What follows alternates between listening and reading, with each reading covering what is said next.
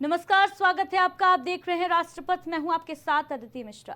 राजस्थान की राजनीति में आजकल एक सकारात्मक संकेत देखने को मिल रहा है। कांग्रेस नेता सचिन पायलट और पूर्व मुख्यमंत्री अशोक गहलोत के बीच लंबे समय से चल रहे मतभेद अब कहीं ना कहीं कम होते नजर आ रहे हैं।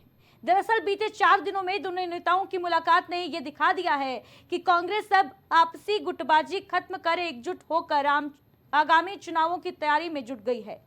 जानकारी के मुताबिक 7 जून को सचिन पायलट अपने पिता राजेश पायलट की 25वीं पुण्यतिथि पर आयोजित श्रद्धांजलि सभा का न्योता देने अशोक गहलोत के घर पहुंचे थे।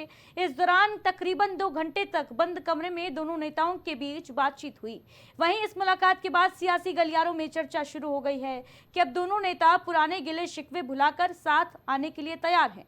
अब आज जब 11 जून को अशोक गहलोत श्रद्धांजलि सभा में पहुंचे तो ये साफ हो गया कि कांग्रेस में भीतर ही भीतर सुलह की प्रक्रिया चल रही है। गहलोत का वहां पहुंचना सिर्फ औपचारिकता नहीं बल्कि पार्टी में एकजुटता की ओर बढ़ता कदम माना जा रहा है।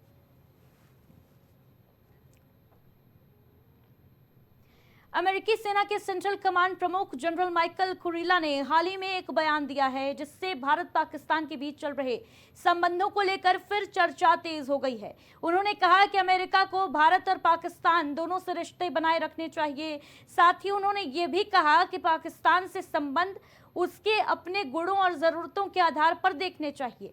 जनरल कुरिल्ला के बयान से साफ है कि अमेरिका अपनी अमेरिका फर्स्ट नीति पर ही आगे बढ़ रहा है, यानी अमेरिका अपने हितों को सबसे ऊपर रखता है और उसी के हिसाब से अपने अंतर्राष्ट्रीय रिश्तों को तय करता है। ऐसे में ये उम्मीद करना कि अमेरिका भारत के पक्ष में होकर पाकिस्तान से दूरी बना लेगा शायद व्यवहारिक नहीं है।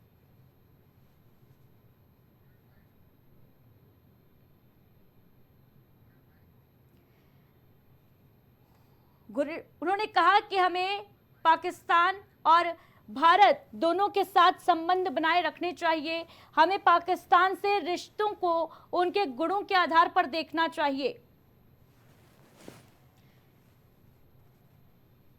वहीं भारत के लिए यह बयान थोड़ा चिंता का विषय हो सकता है क्योंकि पाकिस्तान अक्सर भारत विरोधी गतिविधियों में संलिप्त रहा है। बावजूद इसके अगर अमेरिका पाकिस्तान के साथ रिश्ते बनाए रखता है तो ये सवाल उठता है, ये प्रश्न उठता है कि क्या अमेरिका आतंकवाद और सुरक्षा के मुद्दों पर भारत की चिंताओं को गंभीरता से लेता भी है या नहीं।